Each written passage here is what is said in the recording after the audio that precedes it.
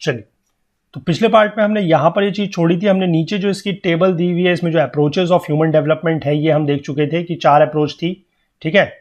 Income approach, welfare approach और ये आपका बेसिक नीड्स अप्रोच और कैपेबिलिटी अप्रोच, ये हम देख चुके थे, ठीक है। तो आज हम इसी में मेजरिंग ह्यूमन डेवलपमेंट जो है इसको देखेंगे, ये क्या है, ठीक है। ह्यूमन डेवलपमेंट देखिए किस तरीके से मेजर किया जाता है, मापा जाता है। इसके लिए एक इंडेक्स है जिसको बोला जाता है ह्यूमन डेवलपमेंट इंडेक्स, HDI, ठीक है। ये रैंक करता है कंट्रीज को, इसमें कंट्रीज की रैंकिंग आती है based on their performance in the key areas of health, education and access to resources, ठीक है। और ये जो स्कोर है ये आता है किस पे, 0 to 1 के बीच में, यानी कि जो रैंकिंग बनती है these are based on the scores between 0 to 1, ठीक है, that a country earns from its record in the key areas of human development, ठीक है। और जो इसके लिए इंडिकेटर्स चूज किए जाते हैं, ठीक है, वो है जैसे हेल्थ की अगर हम बात करें तो हेल्थ के लिए जो इंडिकेटर यूज किया गया है that is your life expectancy at birth, ठीक है। अब देखिए इसका क्यों लिया गया है, क्योंकि अगर हायर लाइफ एक्सपेक्टेंसी है तो इसका मतलब क्या होगा, that people will have a greater chance of living longer and healthier lifes, ठीक है, कि उनकी लाइफ जो है वो लंबी भी होगी और हेल्दियर भी होगी, ठीक है। दूसरा है adult literacy rate and the gross enrolment ratio represents the access to knowledge, ठीक है।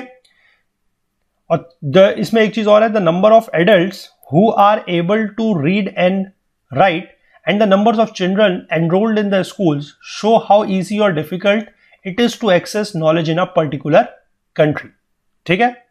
तो यही चीज जो यहां पर है एडल्ट लिटरेसी रेट, कि अगर कोई वयस्क जो है, जो एक एडल्ट है, ठीक है, वो कितना लिख सकता है, कितना पढ़ सकता है, कितना समझ सकता है, that is your literacy rate.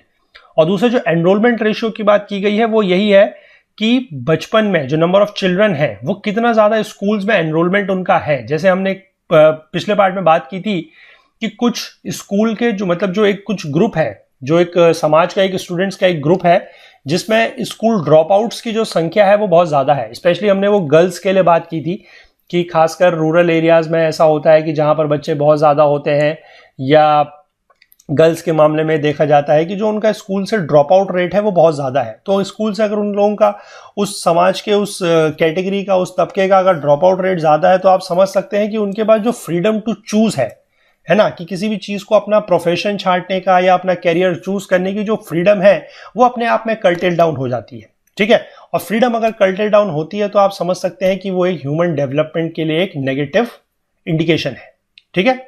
चलिए, तो तीसरा जो इसमें इंडिकेटर है that is your access to resources is measured in terms of purchasing power, ठीक है, कि आपके पास आपकी जो परचेजिंग पावर है, जो खरीदने की क्षमता है वो कितनी है, ठीक है। जो तीनों ही डायमेंशंस हैं इनका इक्वल वेटेज है, इनको इक्वल वेट दिया गया है 1/3। The human development index is the sum total of the weights assigned to all these dimensions, ठीक है। और जैसे मैंने आपको बताया कि 0 से 1 के बीच में स्कोर रहता है, तो जितना स्कोर जो है वो 1 के नजदीक होगा, ठीक है, उतना ही वहां का उस कंट्री का जो लेवल ऑफ ह्यूमन डेवलपमेंट है वो ज्यादा होगा, ठीक है। जैसे कि यहां पर अगर एक एग्जांपल के तौर पे दिया गया है कि अगर 0.983 अगर स्कोर है तो would be considered very high, while 0.268 अगर स्कोर है तो इसका मतलब होगा कि very low level of human development वहां पर है, ठीक है। अब लेकिन आप एक चीज का ध्यान दीजिए, जो 3 इंडिकेटर्स की हमने बात की है या जो हमने 3 एरियाज की बात की है, उनमें यह दिखाया जा रहा है या यह दर्शाया जा रहा है कि कितना अटेनमेंट है, ठीक है, कि उनकी हेल्थ अच्छी है, ठीक है। हम अच्छाई की बात कर रहे हैं इसमें, आप ये चीज को देख के चलिए कि हम पॉजिटिव चीजों की बात कर रहे हैं कि उनकी हेल्थ कितनी लंबी है, मतलब लाइफ कितनी लंबी है, कितनी हेल्दी है, उनका जो एजुकेशन का एक आप कह सकते हो कि एजुकेशन सेक्टर में जो हम बात कर रहे हैं कि लिटरेसी रेट कैसा है, उनका एनरोलमेंट रेशियो कैसा है, उनकी परचेजिंग पावर कितनी है, ठीक है, उसके आधार पर हम बना रहे हैं। यानी कि ये सारी की सारी चीजें जो हैं ये अटेनमेंट्स को मेजर कर रही हैं, ठीक है, कि क्या अचीव कर लिया गया है। It reflects what has been achieved in the key areas of human development, ठीक है। ये बता रहे हैं कि कितनी चीजें अचीव की जा चुकी हैं। तो ये जो है yet it is not the most reliable measure, ठीक है, ये मोस्ट रिलायबल मेजर नहीं है। क्यों नहीं है? क्योंकि ये डिस्ट्रीब्यूशन के बारे में हमें कुछ नहीं बताता। जैसे मान लीजिए अब कंट्री का ओवरऑल अगर रैंकिंग आ रही है, ये 3 कैटेगरीज में रैंकिंग जरूर आती है, इन 3 कैटेगरीज में स्कोर जरूर आता है, उसके बाद फिर ग्रॉस मिला के उसकी एक पूरी जो ये ह्यूमन डेवलपमेंट इंडेक्स की एक वैल्यू है वो आती है, ठीक है। लेकिन उस पूरे के पूरे में पूरा एज अ कंट्री का होल आता है। अब पूरे के पूरे कंट्री को आप समझ सकते हैं, और खासकर अगर आप इंडिया जैसी कंट्री की बात करें जो बहुत ही ज्यादा डाइवर्स है, ठीक है। आप यहाँ पर हर तरीके के लोग, हर तरीके की सोसाइटी देखने को मिलती है, हर तरीके के कल्चर्स हैं, रिलीजन्स हैं, इतना बड़ा इसका जोग्राफिकल एरिया है, ठीक है। हर जगह पर आपका एक जैसा नहीं है, कहीं पर रूरल ज्यादा है, कहीं पर अर्बन पॉपुलेशन ज्यादा है, ठीक है। तो इस तरीके से आप समझ सकते हैं कि इतने बड़े डाइवर्स कंट्री के लिए अगर एक वैल्यू आती है, जैसे मान लीजिए लिटरेसी में एक वैल्यू आती है, या आपका जो हेल्थ सेक्टर की हम बात कर रहे हैं, लाइफ एक्सपेक्टेंसी की एक वैल्यू आती है, तो वो पूरे के पूरे देश के लिए एक नहीं हो सकती। तो वो डिस्ट्रीब्यूशन आपको नहीं पता लगेगा कि किस एरिया में आपकी जो हेल्थ है, मतलब लोगों की जो हेल्थ है वो अच्छी है, किस एरिया में ऐसा है कि आपका जो लिटरेसी रेट है वो ज्यादा है, वो इस वैल्यू से आपको पता नहीं लग पाएगा, ठीक है। फिर एक दूसरी चीज और है जिसको बोला जाता है ह्यूमन पॉवर्टी इंडेक्स, ठीक है। ये भी रिलेटेड है somewhat to your human development index.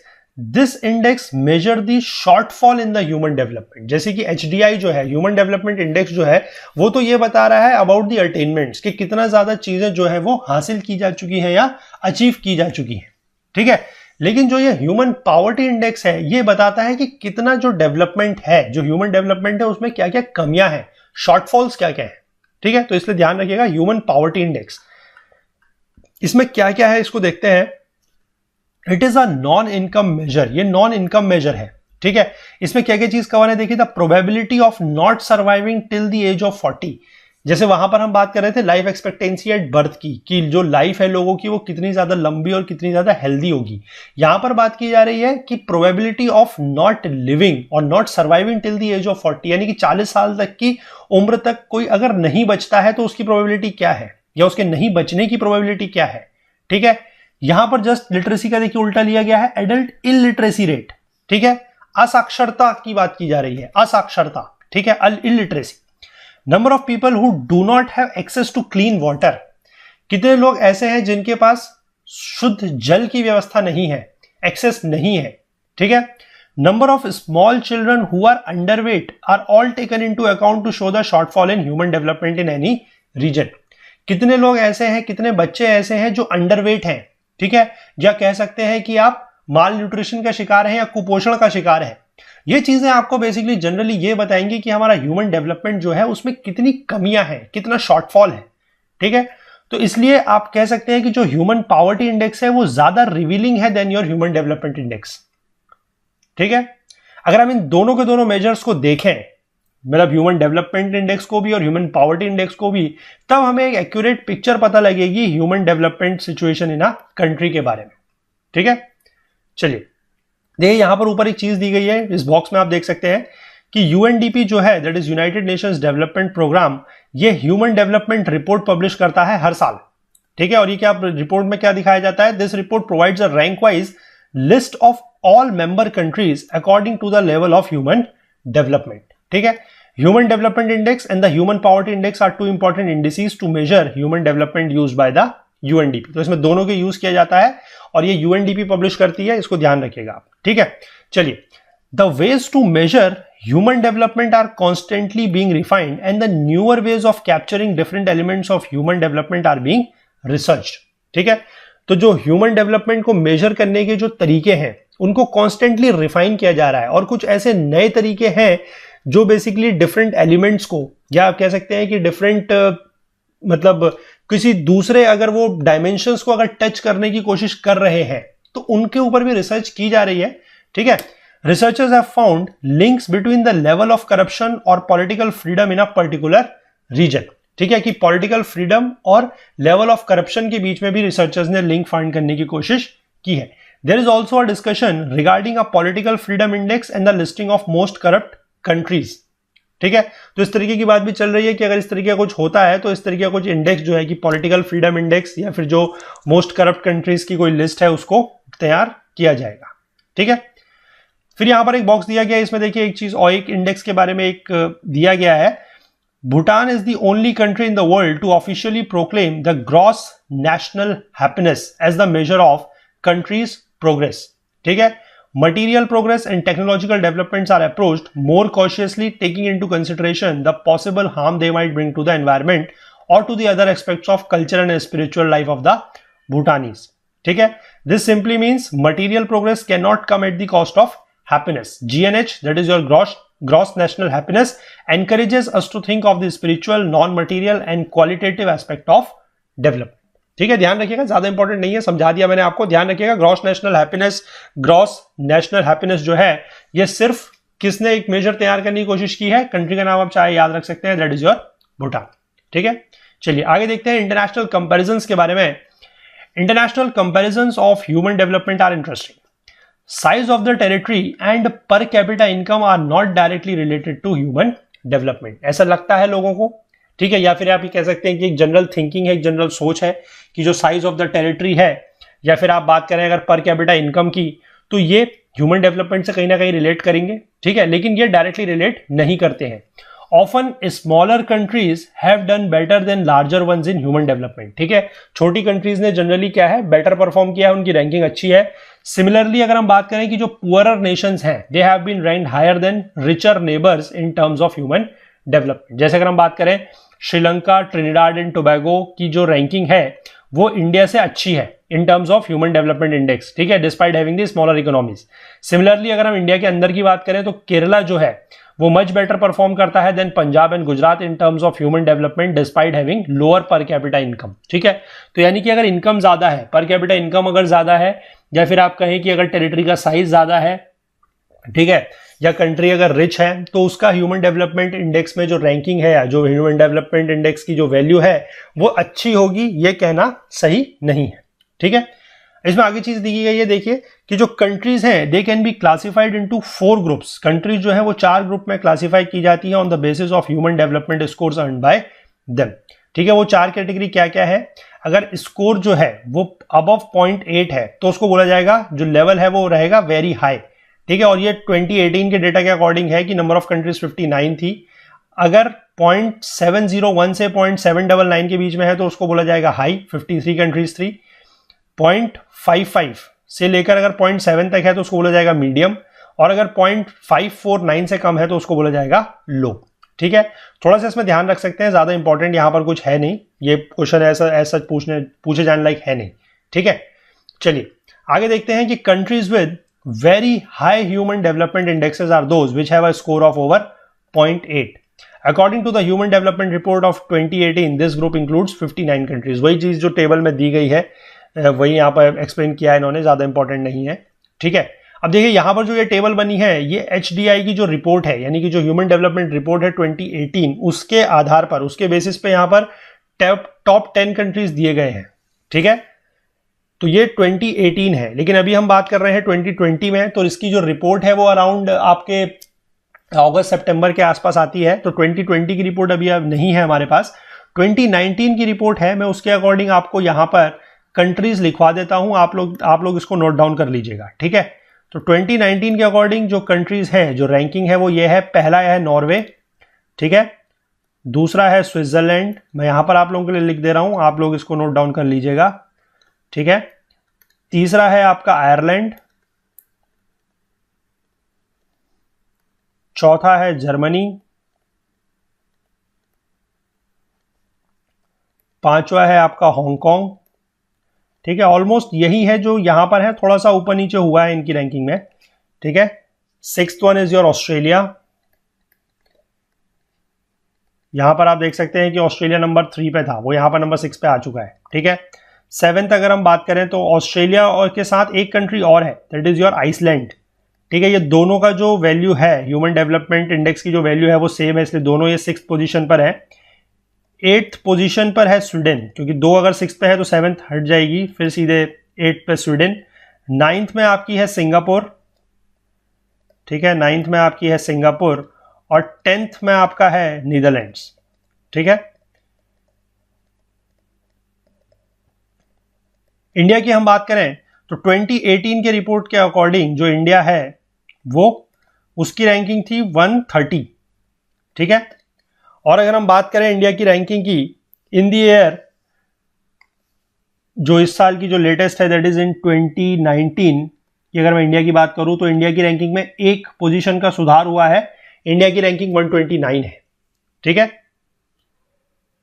ध्यान रखिएगा, वैल्यूज को थोड़ा सा इंडिया के कंटेक्स्ट में एटलीस्ट याद रखिएगा, और ये टॉप 10 को आप जरूर याद रख लीजिएगा, इंपॉर्टेंट है, एग्जाम में आ सकता है। ठीक है, कि किसकी ज्यादा है किसकी कम है, और थोड़ा सा आप अपने हिसाब से देख लीजिएगा कि इंडिया की नेबरिंग कंट्रीज का अगर हम बात करें, एशिया की कंट्रीज की कितनी है, या फिर इंडिया से रिलेटेड अगर हम बात करें कि सार्क देश जो है, सार्क कंट्रीज उनकी कितनी है, आसियान की कितनी है। ठीक है, और आप कहें कि ब्रिक्स नेशन की कितनी है। तो ये थोड़ा बहुत जो कंट्रीज हैं, जो इस तरीके के इंपॉर्टेंट ग्रुप्स होते हैं जिनका इंडिया एक तरीके से आप कह सकते हैं पार्ट है, उसमें आप थोड़ा सा एक आइडिया लगा सकते हैं कि किस तरीके से रैंकिंग है। ठीक है, मैंने आपको टॉप 10 की और इंडिया की बता दी है। ध्यान रखिएगा, लेटेस्ट रैंकिंग है 2019 की। ठीक है, चलिए आगे बढ़ते हैं।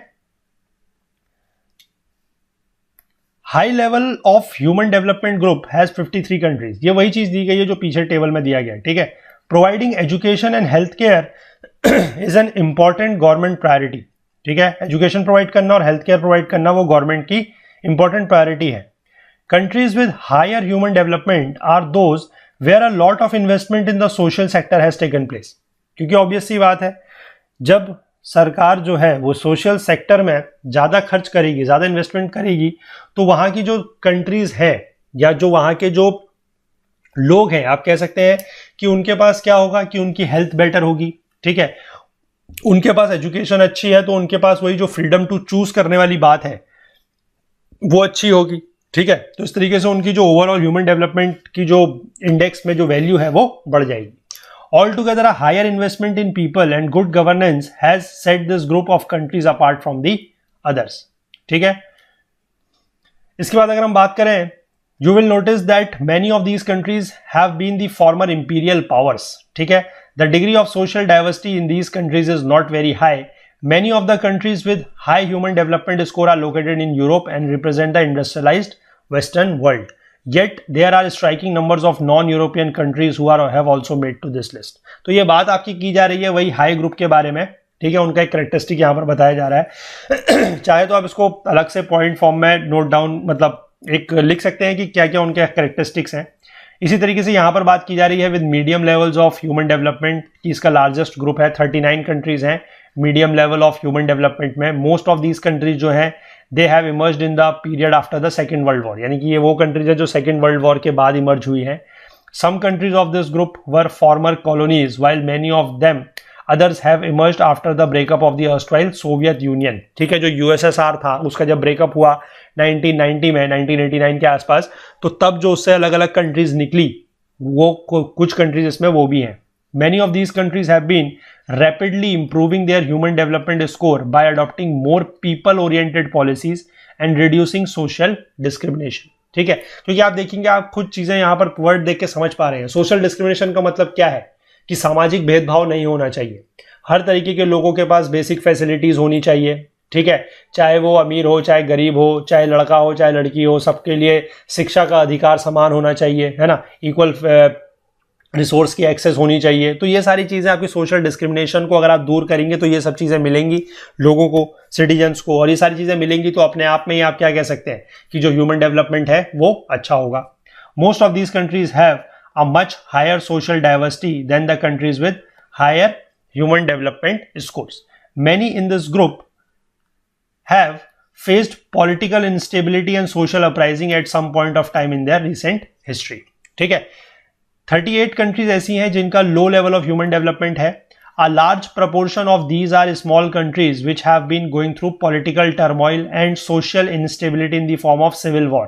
फेमाइन है वहां पर, या फिर हाई इंसिडेंस ऑफ डिजीजेस है। अगर इस तरीके की घटनाएं अगर किसी भी देश में हो रही हैं तो जो गवर्नमेंट का जो पैसा है वो यहीं पे खर्च हो जाएगा ज्यादा से ज्यादा। ठीक है, गवर्नमेंट का जो इन्वेस्टमेंट है वो इन्हीं एरियाज में जाएगा कि डिजीजेस अगर हैं वहां पर तो उनको दूर करने के लिए, फेमाइन है तो लोगों को किस तरीके से खाने की व्यवस्था लोगों के लिए की जाए, फिर उसके बाद शिक्षा और वो सब तो बात की बात है, पहले आपके देश के लोगों को खाना मिलना जरूरी है। ठीक है, अगर सिविल वॉर की कोई कंडीशन बनी हुई है तो पॉलिटिकल स्टेबिलिटी लाना पहले ज्यादा जरूरी है, वहां पर ज्यादा पैसा खर्च होगा। तो इस तरीके की चीजें अगर होंगी तो अपने आप कह सकते हैं कि जो लोगों के ऊपर ध्यान देने के लिए गवर्नमेंट के पास इन्वेस्टमेंट होगा नहीं, पैसा होगा नहीं, तो फिर ह्यूमन डेवलपमेंट उन देशों का ज्यादा अच्छा नहीं हो सकता है। There is an urgent need to address the human development requirements of this group through well thought out policies. International comparisons of human development can show some very interesting results, ठीक है। Often people tend to blame low levels of human development of the culture of the people, ठीक है। लोग ऐसा होता है कि जो low level of human development है उसको क्या है कि उसके लिए कल्चर को ब्लेम करते हैं। जैसे कि मान लीजिए लिखा गया है एक्स कंट्री, कोई एग्जांपल के तौर पे बोला गया है कोई एक्स कंट्री है, उसका ह्यूमन डेवलपमेंट कैसा है, come has lower human development because its people follow Y religion और belong to Z community. Such statements are misleading, ठीक है। इस तरीके की बातें करना मिसलीडिंग है, क्योंकि ऐसा नहीं है कि सिर्फ लोगों के होने से या किसी एक विशेष कम्युनिटी के लोगों के होने की वजह से ह्यूमन डेवलपमेंट कम है या ज्यादा है, ठीक है। उसके पीछे बहुत सारी चीजें हैं, और अब तक आप जितना भी हमने इस चैप्टर में डिस्कस किया है और आपकी जो बेसिक अंडरस्टैंडिंग है, जो आप अपने समाज में अपने चारों तरफ चीजों को देखते हैं, उसको देखते हुए भी आप लोग समझ चुके होंगे कि सिर्फ किसी एक कम्युनिटी विशेष के होने से या किसी एक रिलीजन विशेष के फॉलोअर्स होने से किसी भी देश की जो ह्यूमन डेवलपमेंट का जो लेवल है वो बहुत ज्यादा कम या बहुत ज्यादा या बहुत कम नहीं हो सकता है, ठीक है। To understand why a particular region keeps reporting low or high levels of human development, it is important to look at the pattern of government expenditure on the social sector. यही मैं बता रहा हूं कि गवर्नमेंट एक्सपेंडिचर को देखना जरूरी है कि गवर्नमेंट जो है वो सोशल सेक्टर पे कितना खर्च कर रही है। The political environment of the country and the amount of freedom people have is also important, ठीक है। कंट्रीज जिनकी high level of human development है वो इन्वेस्ट करते हैं more in the social sectors, वो सोशल सेक्टर में ज्यादा इन्वेस्ट करते हैं, and are generally free from political turmoil and instability. Distribution of the country's resources is also far more equitable, यानी कि जो रिसोर्सेज हैं वो भी समाज में क्या होते हैं कि विदाउट एनी सोशल डिस्क्रिमिनेशन लोगों के पास अवेलेबल होते हैं, लोगों के पास फ्रीडम होती है चूज करने की, लोगों के पास जो रिसोर्सेज हैं उनकी एक्सेस होती है। तो ये सारी चीजें अगर जिस भी देश में होंगी वहां पर ह्यूमन डेवलपमेंट जो है वो लोगों का अच्छा होगा।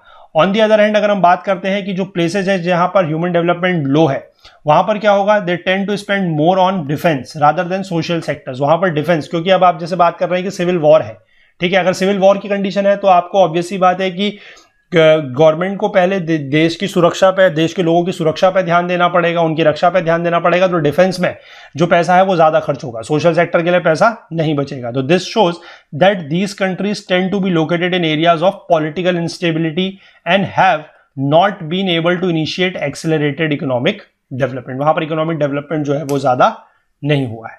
तो इसी के साथ ये चैप्टर कंप्लीट होता है।